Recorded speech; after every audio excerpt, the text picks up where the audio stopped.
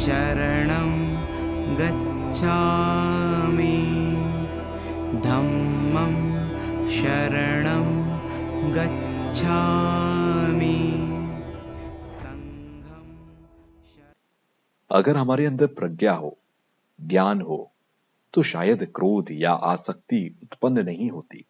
जब हमारे अंदर आसक्ति बहुत सूक्ष्म हो जाए या बहुत गहराई में पहुंच जाए तो हमारे अंदर क्रोध या घृणा उत्पन्न होते रहते हैं। तो क्लेश को भी दो रूपों में बांटा जा सकता है। एक होता है सूक्ष्म क्लेश और दूसरा है स्थूल क्लेश। स्थूल क्लेश वो है जो रोजमर्रा के जो प्रभाव हैं, जैसे क्रोध के प्रभाव, आसक्ति का प्रभाव। इसी के साथ जो सूक्ष्म क्लेश है, इनको हम नहीं जानते हैं, उसका परीक्षण करना चाहिए। तो अभ्यास के द्वारा शून्यता का प्रत्यक्ष ज्ञान किया जा सकता है।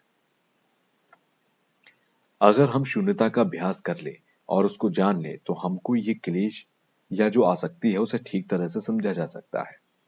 अभ्यास के द्वारा शून्यता को प्रत्यक्ष रूप से समझा भी जा सकता है। तो जैसा कि यहाँ अगले अध्याय में कहा गया कि प्रमाद ना करने से हमें अमृत की प्राप्ति होती है। कहने का अर्थ यह है कि जिनको अमृत रूपी निर्वाण प्राप्त हो गया है वो खुशहाल जीवन व्यतीत करने वाले होते हैं। तो क्लेश से मुक्ति हो जाती है, सभी प्रकार के जो क्लेश खत्म हो जाते हैं, तो हमें निर्वाण की प्राप्ति होती है। और हम सबका उद्देश्य यही होता है कि किस तरह हम निर्वाण की प्राप्ति कर सकें। कलेश को खत्म करने के लिए प्रज्ञा की जरूरत होती है और ऐसा कहा जाता है कि जितने प्रकार के भी क्लेश हों, उसकी जननी हमारी अज्ञानता है होती है। इस भाव क्रम में जन्म लेने की जड़ अज्ञानता क्लेश है। नागार्जुन ने भी कहा है कि भाव चक्र की जो जड़ है वो अज्ञानता है। इसको समझना चाहिए। बिना इसको समझे हम भाव चक्र से नहीं निकल सकते। ये जन्म मरण के जो दुख हैं या जो हमारे सांसारिक दुख हैं, उससे हम बिना अज्ञानता की जड़ को काटे मुक्त नहीं हो सकते। तो हमारे कलेश या अज्ञानता को नष्ट करने के लिए प्रज्ञा की जरूरत होती है। प्रज्ञा में सबसे पहले श्रुति में प्रज्ञा, पठन पाठन की प्रज्ञा या दूसरे से सुनने द्वारा इस प्रज्ञा को प्राप्त करने के बाद उसका चिंतन करके, जांच पड़ताल करके अपनी प्रज्ञा का चिंतनमयी प्रज्ञा में परिवर्तन करना और उसके बाद भावनामयी प्रज्ञा जो अपने भावना में आ जाए, वो अपने वश में हो जाए। इस प्रकार से हमें ज्ञान की आवश्यकता होती है। अगर हमारे अंदर भावनामयी प्रज्ञा उत्पन्न हो जाने से हमारे अंदर जितने भी प्रकार के क्लेश हैं वो नष्ट हो जाते हैं। तो समाधि के अभ्यास के लिए हमें स्मृति की आवश्यकता होती है। जब भी समाधि का अभ्यास करें तब स्मृति का होना परम आवश्यक है। स्मृति के कारण ही हम अच्छी तरह से अभ्यास कर सकते हैं। तो जो भी हमारी स्मृति हो, जिससे हमारी प्रामाणिक स्मृति हो, उसके साथ साथ हम शील का भी अभ्यास कर सकते हैं।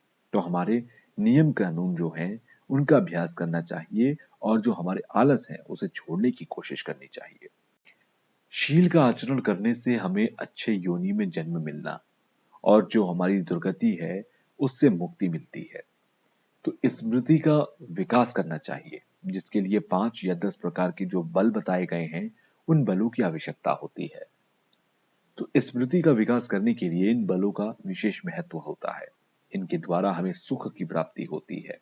अपने चित्त को स्थिर रखने की कोशिश करनी चाहिए। धर्म क्या है इस बारे में जानकारी होना जरूरी है। अगर हम धर्म को जानेंगे नहीं तो उसका कोई फायदा नहीं है। धर्म से क्या लाभ है इसे समझना चाहिए। हमें प्रज्ञा के माध्यम से जानना चाहिए कि ये अभी और बाद के लिए लाभदायक है भी या नहीं। इससे कोई फायदा नहीं है कि इस बारे में हमें जानना चाहिए। प्रज्ञा का अर्थ यही होता है कि अच्छाई और बुराई में विभेद कर सकें, अंतर देख सकें, उसमें अंतर पैदा कर सकें। इस प्रकार को प्रज्ञा कहा गया।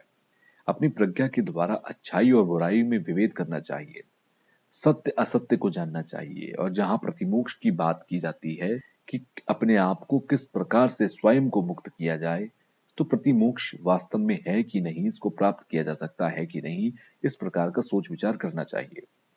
दो प्रकार के पुरुष होते हैं, एक काम बुद्धि वाले जो हमेशा श्रद्धा के हिसाब से चलते हैं, उनको श्रद्धा अनुयायी कहा जा सकता है।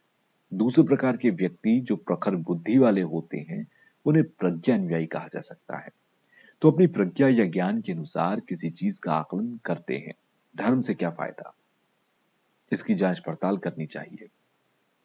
जैसे कि भारतीय विद्वानों के जितने भी ग्रंथ हैं उनके पहले पेज पर ही उसका विषय लिखा होता है। उससे क्या फायदा होगा और उसकी आवश्यकता क्या है, इसके बाद के फायदे क्या हैं, तो भारतीय विद्वानों की ग्रंथ में इन बातों का जिक्र किया जाता है। तो धर्म का परिचय होना जरूरी है। अगर हम धर्म के बारे में ना जाने और केवल श्रद्धा भाव अनुयायी ही बने रहें तो ज्यादा फायदा नहीं हो सकता। अगर करुणा भी हो, वो भी प्रज्ञा के साथ जुड़ी होनी चाहिए। अगर आप करुणा का अभ्यास करते हैं तो वो प्रज्ञा के साथ होनी चाहिए कि नहीं, ये भी जरूरी है। हमारी बुद्धि के साथ करुणा का अभ्यास है कि नहीं, ये जानना जरूरी है। ईश्वर को अगर मानने वाले लोग हैं तो ईश्वर का उन्हें धन्यवाद करना चाहिए कि उसने हमें ये बुद्धि दी, हमें विवेक दिया। तो इतनी अच्छी चीज उसने हमें प्रदान की है तो उसके द्वारा हमें सोच विचार करना चाहिए, चिंतन मनन करना चाहिए।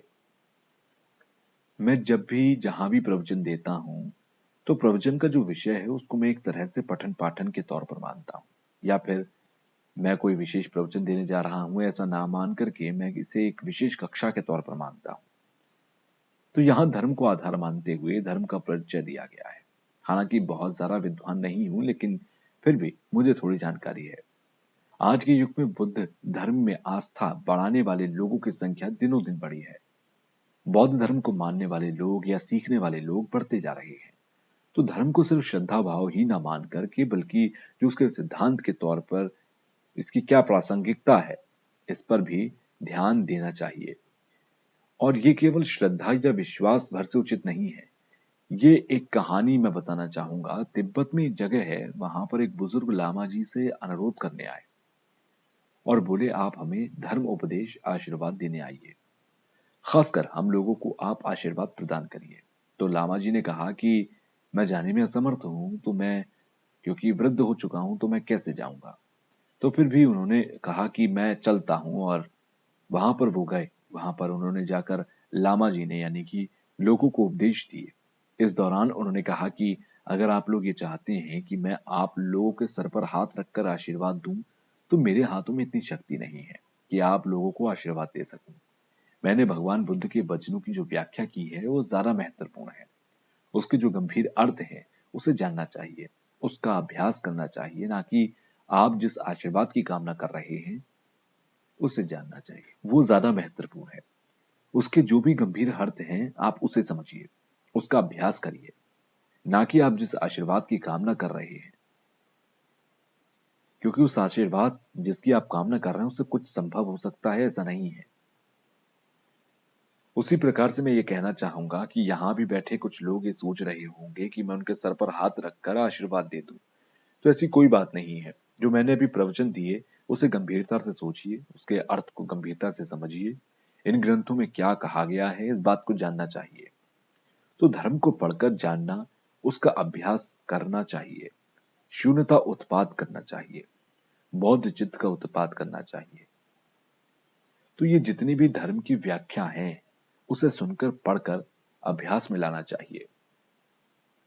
दैनिक जीवन के अभ्यास में लाना महत्वपूर्ण होता है। भगवान बुद्ध ने खुद कहा है कि धर्म व्यक्ति विशेष के लिए होता है।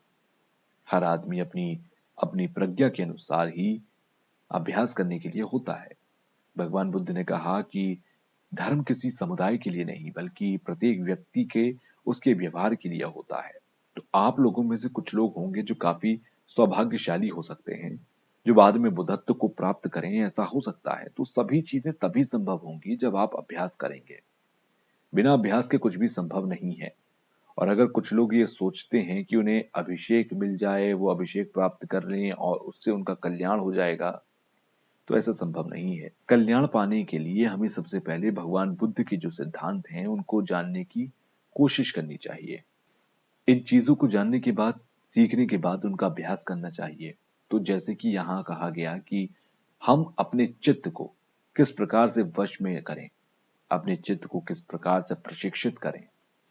तो जैसा कि सूत्रों में भी कहा गया कि भगवान बुद्ध ने खुद कहा है कि मैं अपने वचनों को, अपने पापों को पानी से नहीं धो सकता। आपके जो पाप हैं उसे अपने हाथ से नहीं हटा सकता। आपके जो पाप हैं उन्हें मैं और किसी भी तरीके से नहीं हटा सकता। जो मेरे अंदर ज्ञान या प्रज्ञा है उसे मैं किसी भी तरह से आपके अंदर प्रवाहित नहीं कर सकता।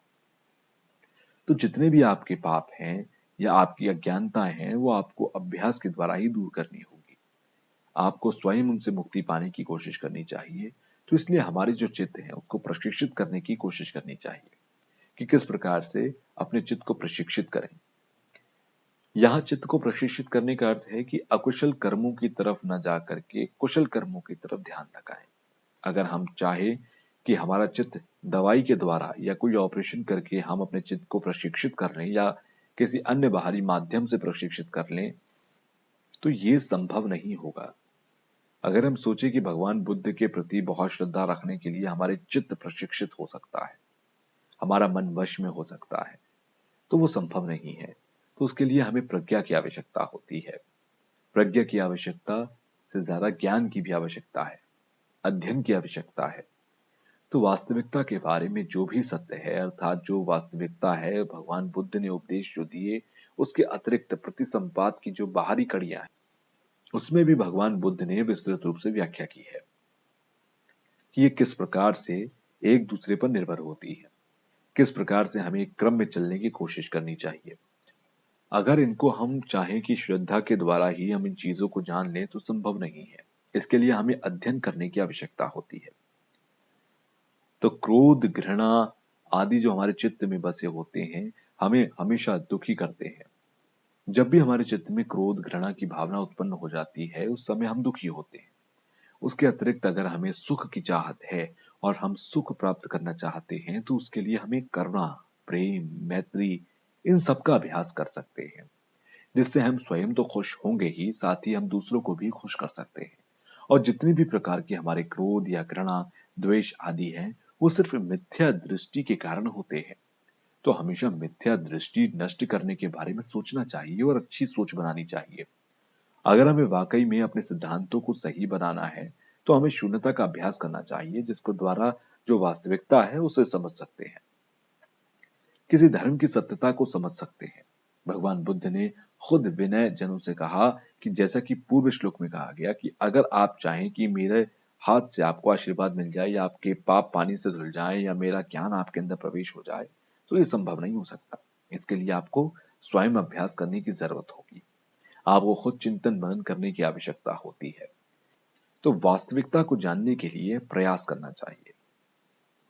तथागत गौतम बुद्ध ने खुद 5 से 6 सालों तक कठिन तप कर सत्यता को जाना, वास्तविकता को जाना और बुद्ध बने। उसी प्रकार हम लोगों को भी कोशिश करनी चाहिए कि सिद्धार्थ गौतम बुद्ध ने जिस तरह से मेहनत करके अभ्यास किया, तो हम लोग भी बुद्ध बन सकते हैं, सक्षम हो सकते हैं।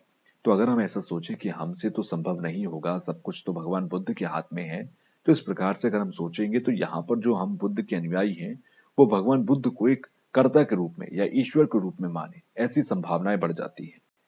तो भगवान बुद्ध ने खुद स्पष्ट कहा है कि आपको अपने चित्त को कुशल कर्मों में लगाना चाहिए और जो अच्छे कार्य हैं वही भगवान बुद्ध का शासन है। तो इस तरह की बात सनातन से चली आ रही है, ये इस श्लोक में स्पष्ट किया गया। तथागत बुद्ध को हमेशा एक शिक्षक के रूप में मानना चाहिए, एक गुरु के रूप में मानना चाहिए। जिन्होंने प्रवचन दिए, शिक्षा दी, उनको शिक्षक के रूप में माने तो ज्यादा बेहतर होता है। हम लोगों को जानना चाहिए कि बुद्धत्व को प्राप्त किया जा सकता है। बुद्धत्व को कोई भी व्यक्ति विशेष प्राप्त कर सकता है। वहीं अगर दूसरा पक्ष देखें तो भगवान बुद्ध को हमें एक महान चिंतक, दार्शनिक, विद्वान के रूप में भी मानना चाहिए। तो भगवान बुद्ध ने खुद कहा कि श्रद्धा अनुयायी होने से कोई संभव नहीं होता। तो केवल आस्था रखें, श्रद्धा रखें, संभव नहीं होगा। कल भी इस श्लोक के बारे में व्याख्या की गई थी कि श्रद्धा अनुयायी ना होकर आपको प्रज्ञा का पालन करना चाहिए, धर्म अनुयायी होना चाहिए, जो वास्तविक है उसका अनुयायी होना चाहिए। भगवान बुद्ध को अगर हम कहें कि वो वैज्ञानिक थे, तो इसमें भी कोई बुराई नहीं है। हम उनको वैज्ञानिक के रूप में मान सकते हैं, पर आज की दुनिया उन्हें वैज्ञानिक के रूप में मान भी रही है, क्योंकि भगवान बुद्ध का धर्म सत्यता पर आधारित है, जो वास्तविकता है उस पर आधारित है। तो धर्म को देने वाले भगवान बुद्ध को एक तथाकथित वैज्ञानिक मानने में कोई बुराई नहीं है। अगर भगवान बुद्ध को देखें तो वो स्वयं में एक बौद्ध भिक्षुक थे। बौद्ध भिक्षुक के रूप में ही लोगों को उपदेश देते रहे, लोगों को अच्छे मार्ग बताते रहे, उनका कल्याण करते रहे। उन्होंने जो शील का अभ्यास किया और अंत समय तक जो एक भिक्षुक के तौर पर उन्होंने एक विनय, नियम, कानून होते हैं उन्होंने उनका पालन किया। और दूसरी बात, जहां तक नागार्जुन इत्यादि को भी देखें तो वो भी बड़े विद्वान हुए। उनको भी ऐसा माना जाता है कि वो भी एक वैज्ञानिक की ही तरह थे। वो औषधि दवाइयों के बारे में जानकार थे और शून्यता के प्रमुख विद्वानों में माने जाते थे। तो इस तरह के जो विद्वान लोग हैं उन्हें शिक्षक के तौर पर हमें महत्व देना चाहिए। जैसा कि कल कहा गया था कि कॉन्ट्रा फिजिक्स में, आधुनिक युग में जो विज्ञान की बात की गई थी, तो वो नागार्जुन के सिद्धांत से और आज के विज्ञान से बहुत ज्यादा मेल खाता है। तो इससे स्पष्ट होता है कि नागार्जुन ने अपने ग्रंथ में इसकी व्याख्या की है, वो आधुनिक विज्ञान से मिलती जुलती है।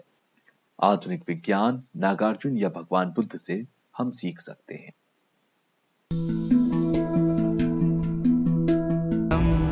शरणं गच्छामि धम्मं शरणं गच्छामि